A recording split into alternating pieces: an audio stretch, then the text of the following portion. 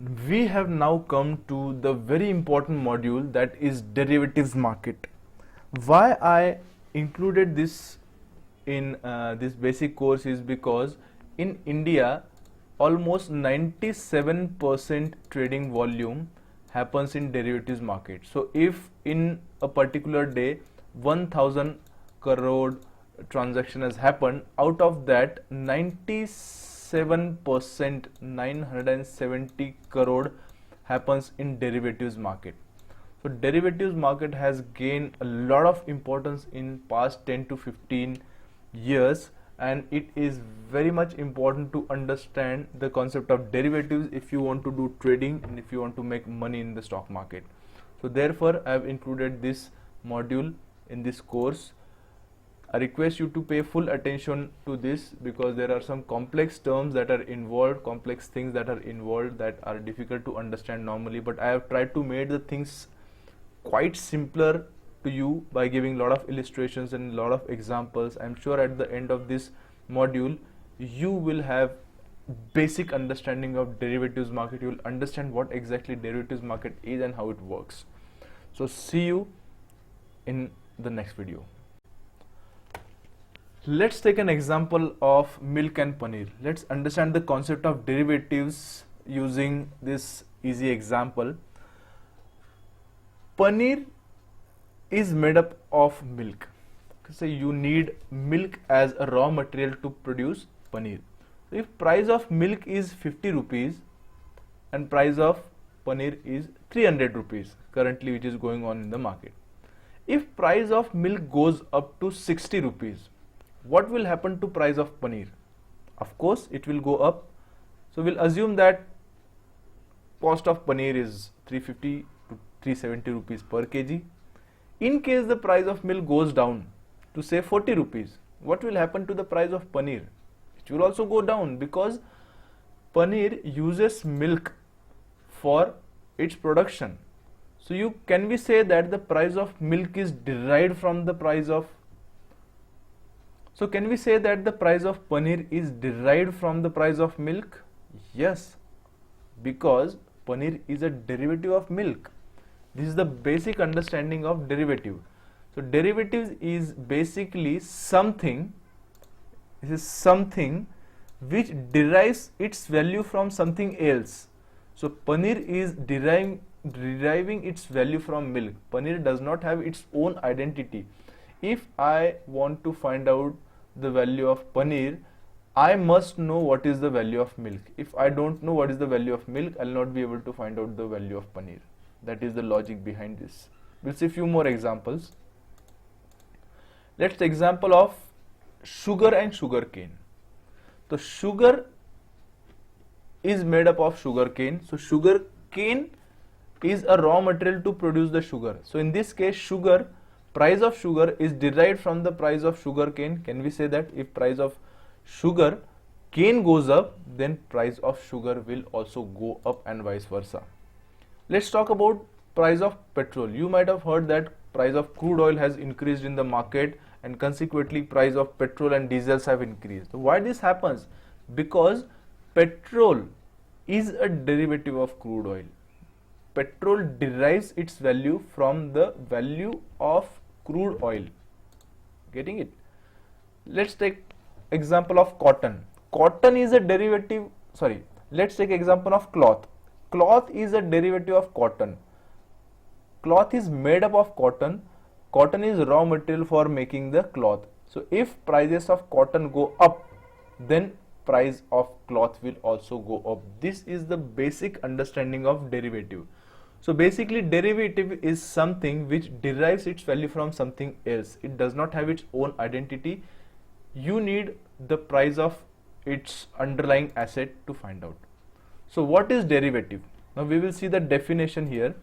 Derivative is a financial instrument whose value is derived from another asset. So in this case we have derived value of paneer from the value of milk. So milk in our case was underlying asset and paneer was deriving its value from the value of its underlying asset, that is milk. So when we talk about equity derivatives are nothing but derivative, isn't it? We are talking about derivative, and how these equity derivatives derive its value. It derive its value from the equity shares. So if I want to know what is the value of equity derivatives, I need to find out what is the value of equity shares. Let's see the example here. Again, index derivatives. When you talk about index derivatives, they are derivatives. And how do they derive its value? They derive its value from the value of index. So I must know what is the value of index to find out the value of index derivatives. Here is an example. You have derivatives, that is, this is the derivative of Nifty.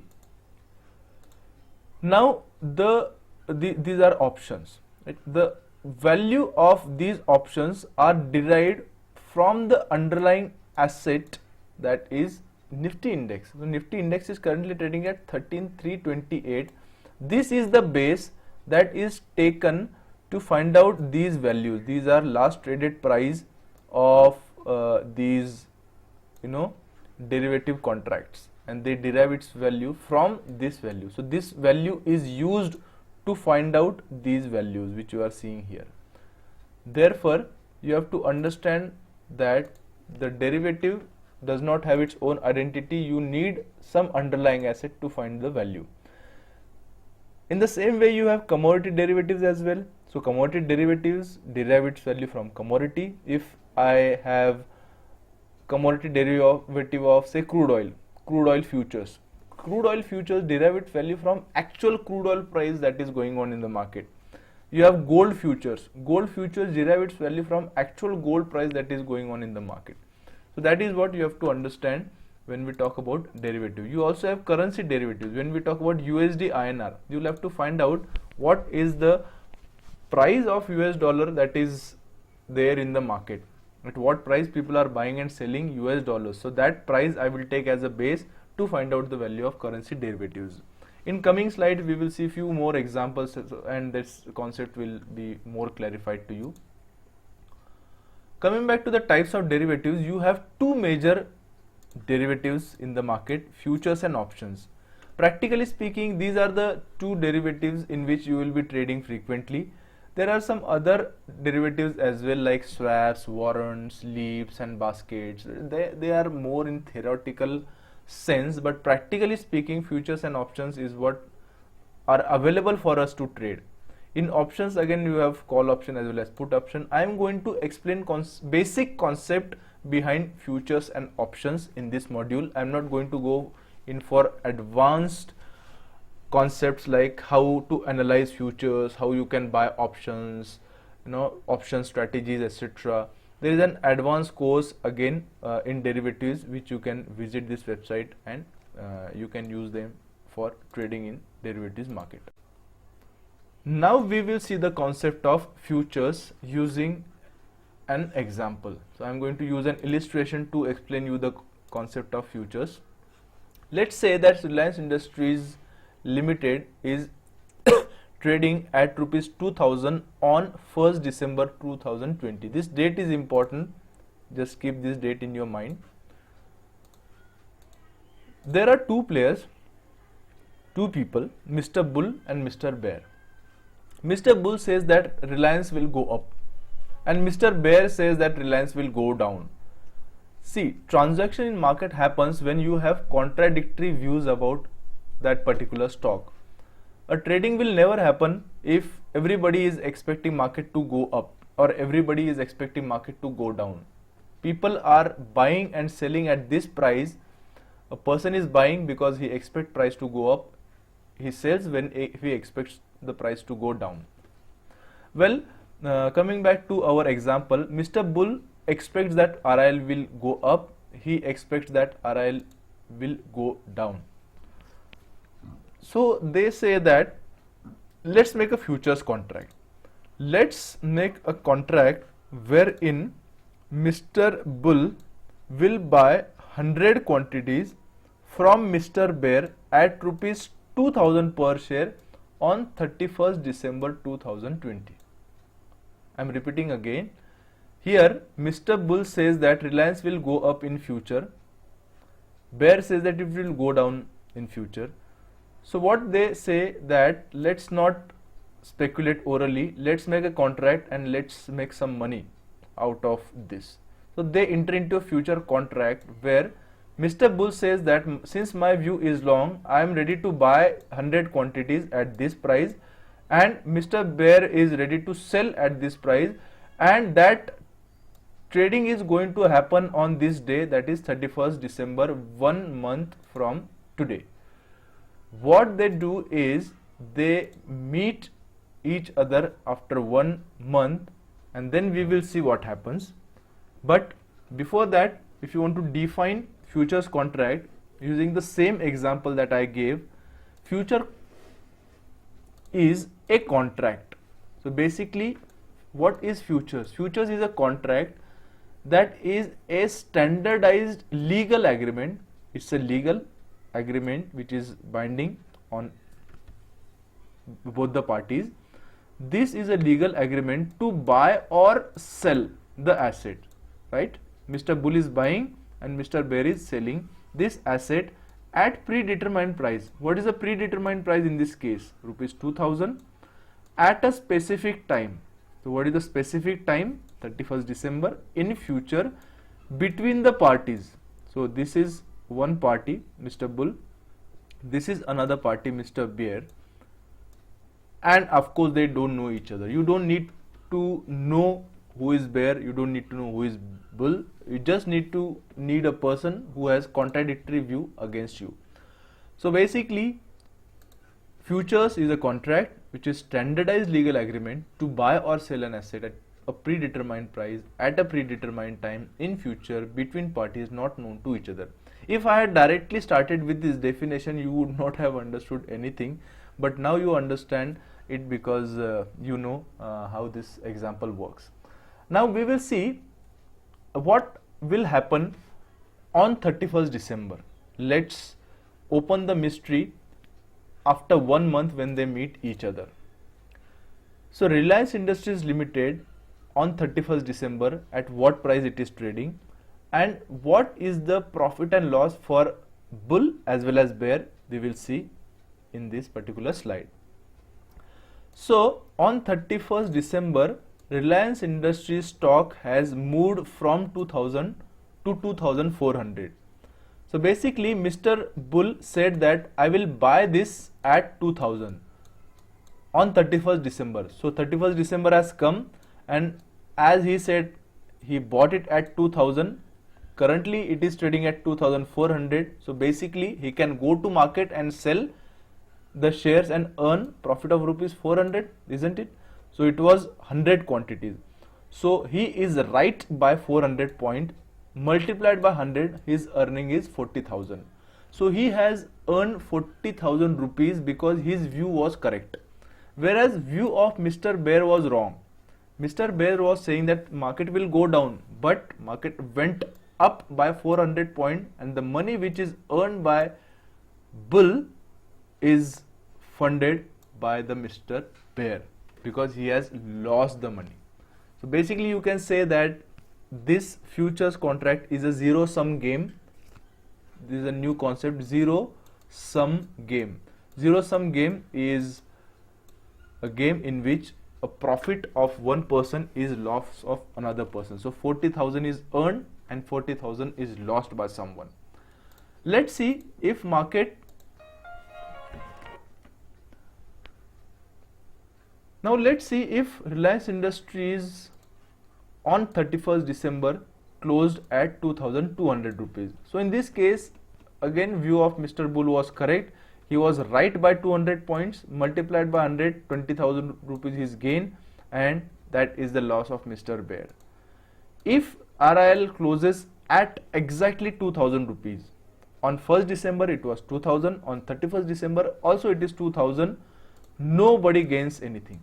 So Mr. Bull, neither Mr. Bull nor Mr. Bear has been correct. So therefore when nobody is correct, nobody earns money in the market. In fact, both of them lose because there is some transaction cost, brokerage and taxes that are involved. So this was one side. Now let's see if market goes down, if Reliance goes down to 1800. So it fell from 2000 level to 1800. His view was correct by 200 points. So he will be gaining 20,000 rupees, whereas Mr. Bull will be losing 20,000 rupees because he is wrong. Same, if it goes further down to 1600, he will be losing 40,000, Mr. Bull, and Mr. Bear will be earning 40,000 in this case. So this is the payoff of the parties which are involved into a futures contract. If I had to plot this graphically, it would have looked like this. This is Mr. Bull. This is the price on which on 31st December. This is a zero profit line. This is where you have profit. This is where you have loss. Now Mr. Bull, as you can see, as the stock prices rise in future, the gain of Mr. Bull is increasing. As you see the prices are falling, you can see the Mr. Bull has started losing money. Whereas Mr. Bear has started earning money when market starts falling, and he starts losing money when market starts going up. So basically whatever Mr. Bull is earning is lost by Mr. Bear. Whatever Mr. Bear is earning is lost by Mr. Bull. This is the payoff of futures contract, payoff of the parties which are involved in futures contract. I hope you have understood the first type of derivatives contract that is available for us to trade. This is an example of, I have taken a screenshot of futures contract of Sun Pharma. So as you can see, all the concepts which I told here, it is trading at 451, expiry is 30th Jan. You have to buy it in lots, and there are other details as well.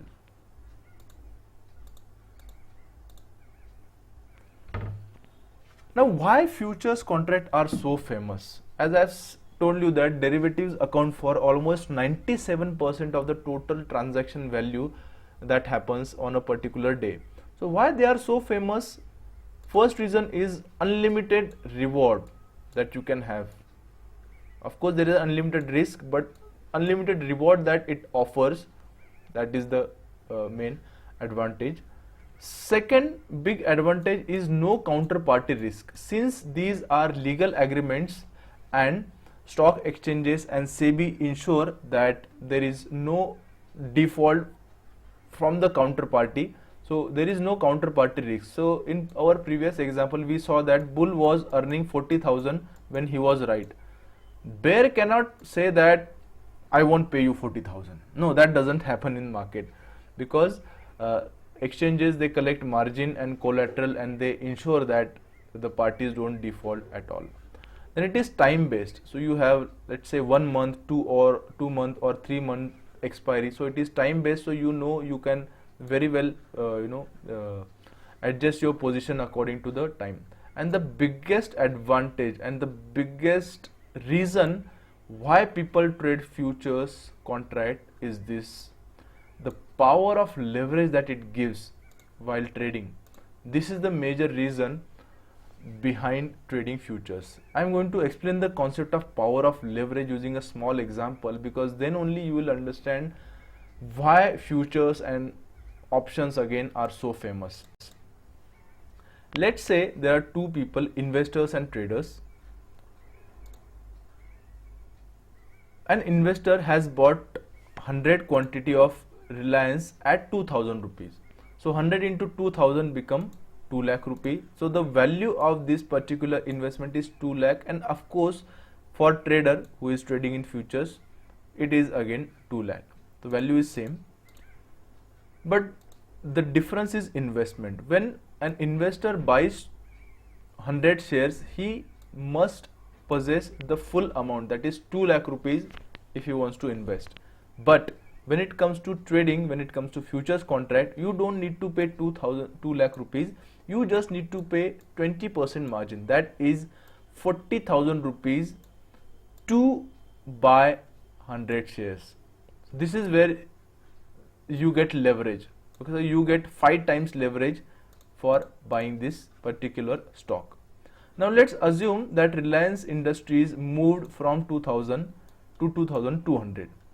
In this case, investor will gain 200 multiplied by 100, that is 20,000, and trader will of course gain the same amount, that is 20,000.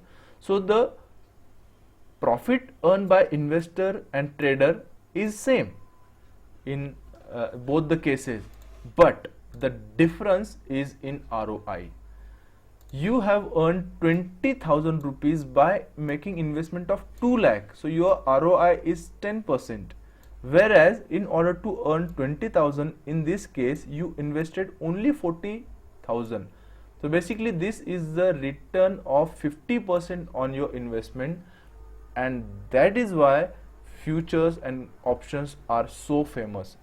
You can use power of leverage to multiply your profit many folds, and that is the beauty behind trading in futures and options. Of course it can be counterproductive. If it goes down by 200 rupees, you will lose 50%, but yes, in this case you have earned because you are correct. So if you are correct, then you can. Hello there. Having seen the concept of futures, now we are going to see the concept of options, which is little more complex than futures. So I request everyone to have your attention. You will understand everything. So let's see what is the concept of options and how it works. So again we will see and understand the concept of options with help of an example which we took in case of futures. So we have our Mr. Bull and Mr. Bear. Bull says that RIL will go up, Bear says that RIL will go down. Current market price of Reliance is 2000 rupees, date is 1st December 2020. Now Mr. Bull says that I want to enter into a contract, but I don't want to take unlimited risk. So in case of futures, we have seen that Mr. Bull and Mr. Bear both had unlimited risk and unlimited reward. Mr. Bull is little skeptical about the Reliance Industries share prices. He feels that if share prices go down substantially, he may lose a lot of money. So he says that I want to enter into a contract, but I don't want unlimited risk. In this case, they enter into an options contract. Now what contract they do, let's see. Here Mr. Bull, what he will do, he will buy 100 quantities from Mr. Bear at rupees 2000 on 31st December. So up to this point everything is same as of futures contract, but this is the difference wherein he says that I am going to buy 100 quantities at 2000 only if he is in profit. Mr. Bull says that I will execute the contract but only when I am in profit. This is what Mr. Bull is saying. Now my question is, if Mr. Bull is going to buy those quantities only if he is in profit, then why would Mr. Bear enter into this contract? Because Mr. Bear will have unlimited loss and limited profit, isn't it? So let's see why Mr. Bear will enter into this arrangement. So this is the contract that they are going to do. In this case, Mr. Bull is buying the right to buy Reliance Industries if he is in profit. So basically Mr. Bull is buying the right. What is the right? To buy Reliance Industries only if he is in profit. So in other words, can we say that Mr. Bear is selling this right to Mr. Bull? Yes, Mr. Bear is selling this right to Mr. Bull. And let me answer the question that why will Mr. Bear do it? Will Mr. Bear do it free of cost? Of course not. Mr. Bear will charge some money and that money is called as premium. So Mr. Bear will get premium for selling this right. He is selling this right to Mr. Bull, and in exchange of selling of this right, Mr. Bear is going to receive a premium. Let's say he is charging rupees 50 per share as a premium for selling this contract. So if this happens, then we can say that Mr. Bull has bought a call option. So options mein there are two types of options, call option and put option. So this example which we are saying, in this case Mr. Bull is buying a call option and Mr. Bear is selling a call option. This is what you have to understand. So if I want to define the call option, what would be the definition? What has happened in our case? In this case, call option about which we are talking is a contract that gives option buyer. So in this case, option buyer is Mr. Bull. Option buyer the right. He has the right but not the obligation. He has the right to buy Reliance Industries at rupees 2000, but he does not have obligation to buy it. So he has a right but not the obligation to buy an asset at a specific price, in our case that is 2000 rupees, at a specific time period, in our case it is 31st December. So this is the meaning of call option, wherein the buyer of the option receives the right but not the obligation to buy the asset at a specific price. So if we see this arrangement, we'll now see what happens at the expiry. So this table is very important, so just pay your attention here. So what is the contract? Mr. Bull is going to buy RIL at 2000 only if he is in profit. Now you tell me when he will be in loss. He will be in loss when Reliance closes below 2000 rupees. So in other words, if Reliance Industries close below 2000 rupees, will Mr. Bull execute this contract? No, because he is running into losses. So he is curtailing his loss to some extent. Now let's see one by one. If RIL closes at 1600, so he is down by 2000 minus 1600, that is 400 points. So if he is down by 400 points, market is trading at 2000 rupees, will he buy that contract at 2000? If he buys it at 2000, he will be in loss of 400 into 100, that is 40,000. So that is logical that Mr. Bull is not going to execute this contract if Reliance is closing at 1600. So he will say that I am running into losses of 40,000. I don't want to execute this contract. So he will leave this contract as it is. But still he will lose some money. That is 5,000. Now how this 5,000 has come? 5,000 is nothing but 50 rupees premium that he paid per share multiplied by 100. That is 5,000. So 5,000 rupees is what Mr. Bull has paid to Mr. Bear to buy this right. So 5,000 premium is what he has lost forever. He is not going to receive this in future. So if market closes at 1600, he is running to loss of 40,000. He'll not execute the contract. He'll forego the premium and he'll get out of it. If it closes at 1700, again he'll be in loss of 30,000. He will not execute. He'll forego the premium. At 1800, he's into loss of 20k. Again forego. 1900, he's into loss of 10,000. He will not execute. Even at rupees 2000, he is in some loss, so he will not execute and leave this as it is. Let's say if market closes at 2050. If it closes at 2050, currently it is trading at 2050, he has an right to buy at 2000. Will he buy? Definitely he will buy, because he can buy it at 2000, sell it at 2050 in market and earn 50 into 100, that is 5,000 rupees. He will be earning 5,000 rupees on this contract, but he will also be losing 5,000 rupees premium which he has paid, isn't it? So 5,000 earned, 5,000 lost, his profit and loss would be 0 in this case. So you can call this as a break even point for Mr. Bull. Up to this point he will be in loss, and beyond this point he will start earning profit. Let's see how it happens. Suppose Reliance closes at 2100. At 2100 he is into profit of 100 points. So 100 points multiplied by 100 shares, that is 10,000.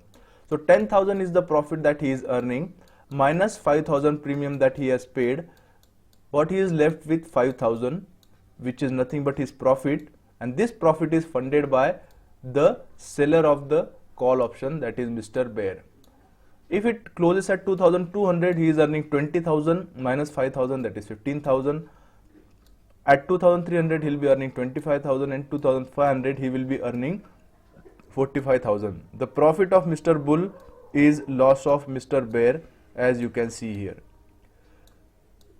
So if you want to summarize the payoff of Mr. Bull, you can say that the risk of Mr. Bull is limited to the premium that he has paid, and the return that he is going to receive is unlimited. He can gain any amount on this particular contract if it goes in his favor.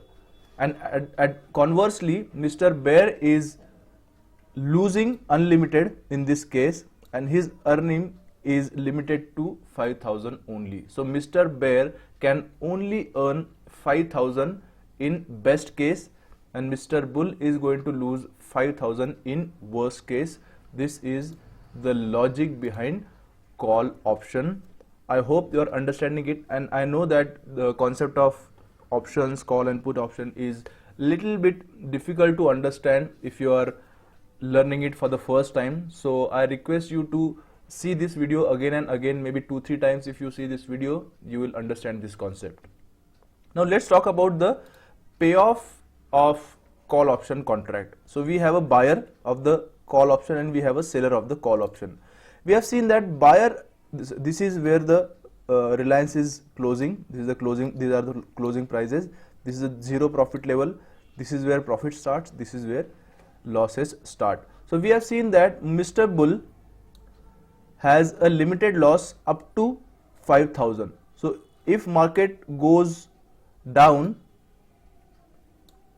below 2050, he will start losing money, but up to 5,000 only.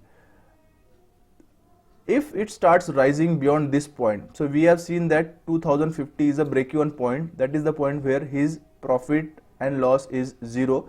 If market starts moving above 2050 level, he will start earning money. So you can see his profit graph is increasing when the share prices of Reliance Industries are closing above 2050. You can also observe here that the profit earned by a buyer of call option is the loss taken by seller of the call option. Loss taken by this is nothing but profit taken by Mr. Bull. So this is how you can explain the payoff of buyer of the call option in this case. So I hope you have understood this concept of call option. If you have understood the concept of call option, you will easily understand the concept of put option very easily. So having understood the concept of call option, we are now going to understand the concept of put option. Now you will understand it very easily if you have understood the call option, because this is nothing but inverse of call option. Let's see how it happens. So we have the same company, Reliance Industries, currently trading at 2000, date is 1st December. We have Mr. Bull who says that RL will go up, Mr. Bear says that RL will go down. But Mr. Bear says that I don't want to take unlimited risk. I don't want to take risk if market closes above 2000 rupees. So in order to mitigate this risk, he enters into option contract with Bull. And what is this contract? What are the arrangements that have been made in this contract? Let's see. In this case, Mr. Bear will sell 100 quantities at 2000 rupees on 31st December only if he is in profit. So you just tell me when he will sell only if he is in profit, when it is closing below 2000 rupees. So if it closes at 1900 or 1800 or 1700, it will be lucrative for him to sell at 2000 because he can buy it from the market at cheaper rate and sell it at 2000 rupees, and he will run into losses when the Reliance goes above 2000 rupees. So basically Mr. Baer says that I am not going to execute this contract if RIL closes above 2000. I am going to only execute when it closes below 2000 rupees. This is the arrangement that Mr. Baer wants Mr. Bull to make. So here in this case, Mr. Baer is, in another words, buying the right to sell. In case of call option, it was right to buy. Here there is a right to sell if RIL, if he is in profit. So in another words, can we say that Mr. Bull is selling this right? So when Mr. Bull is selling this right, will he sell it at free of cost? Not at all. He is going to charge some premium. He is going to charge some money for selling this right.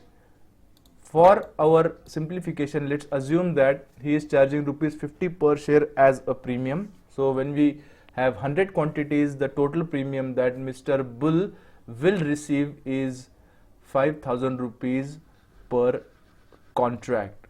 So in this case, Mr. Baer has bought a put option.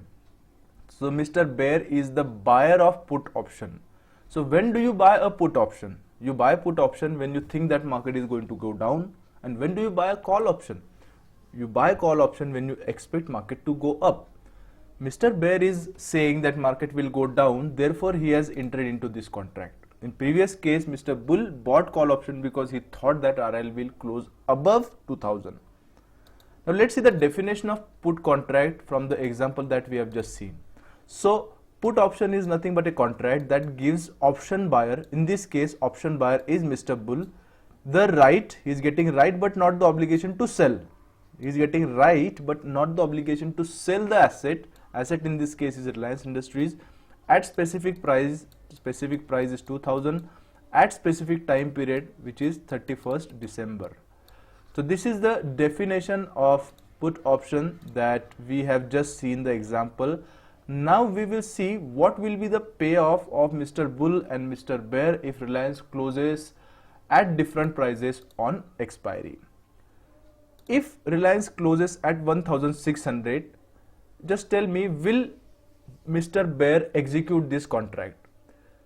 He has, remember, he has right to sell Reliance Industry at 2000 rupees. Currently it is trading at 1600. Will he sell at 2000? Definitely he will sell. Why? Because he can buy Reliance from the market at 1600 and sell it to Mr. Bull at 2000 rupees, and he can earn profit of rupees 400 per share multiplied by 100, that comes to 40,000.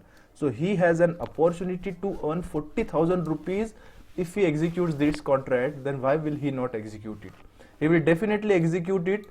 Minus the premium which he has paid, his net earning will be 35,000, which is the loss for Mr. Bull.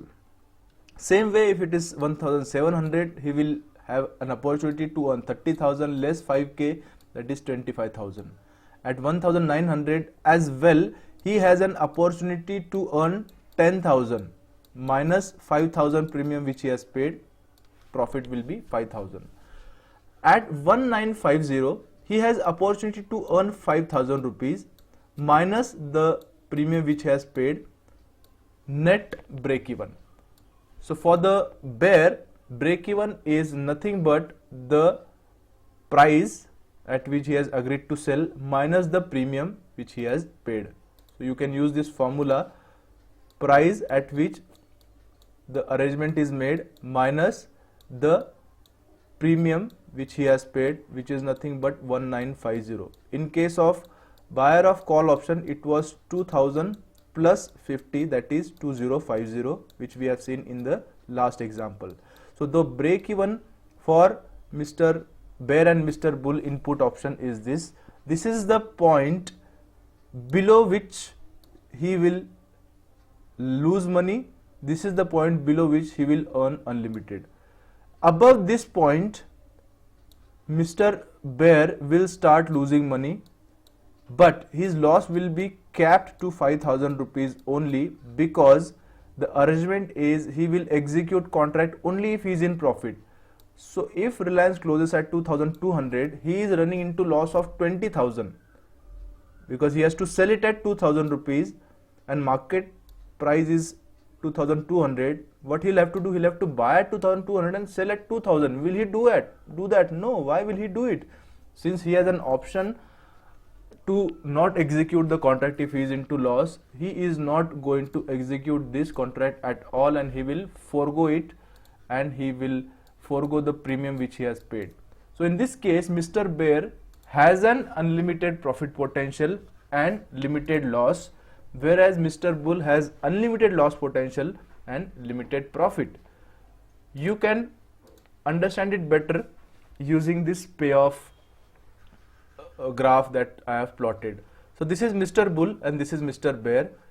These are the closing prices. This is the break even. We have seen that at break even, Mr. Bear and Mr. Bull, they are not making any money. But as market starts going down, as Reliance starts closing below this price, you can see the profit of Mr. Bear is unlimited, whereas loss of Mr. Bull is unlimited. But as soon as market starts closing above 1950, we have seen in the previous table that Mr. Bear starts running into losses, but up to a certain point. From this particular point, his loss is capped to 5,000, and that loss is nothing but profit of Mr. Bull, which is again capped at 5,000 only. So this is the payoff of buyer and seller of put option that we have seen. So we have seen that the payoff for buyer of the call option was like this, payoff of seller of call option was this, and we have seen that payoff of buyer of put option was this, and payoff of seller of put option was this. This is how you have to understand, and you have to maybe see this video 2-3 times in order to understand grasp the concept of options. I insist you to see this video 2-3 times, because if you understand the basics of futures and options, you can then start trading in those instruments and start earning money from those. But I don't insist you to trade in futures and options unless and until you know the concept and you know the risk involved in these instruments, because there is a very high probability that you may lose your entire amount within a very few days of time. So therefore you have to understand this concept properly. Now let's summarize this module. We have seen concept of derivatives, we have seen using few examples, and we have seen concept of futures, call option and put option. Let's summarize this quickly. So derivatives, what are they? They derive their value from an underlying asset. That underlying asset can be anything, that is equity, index, stock, commodity, currency. So for these underlying assets, they can be derivatives and they can be traded as well. So what is futures? Futures is a contract to buy or sell an asset at a particular price and date. In case of futures, we have seen that there is an unlimited profit. This is the profit and loss. Unlimited profit, unlimited loss. If you short, there is unlimited profit, unlimited loss. In case of call option, this gives buyer right but not the obligation to buy the asset. In case of put option, it gives buyer right but not the obligation to sell the asset. This is as far as summary of derivatives is concerned. I hope you have understood this very well. If you have understood it properly, then we will move to the next module. See you in the next video.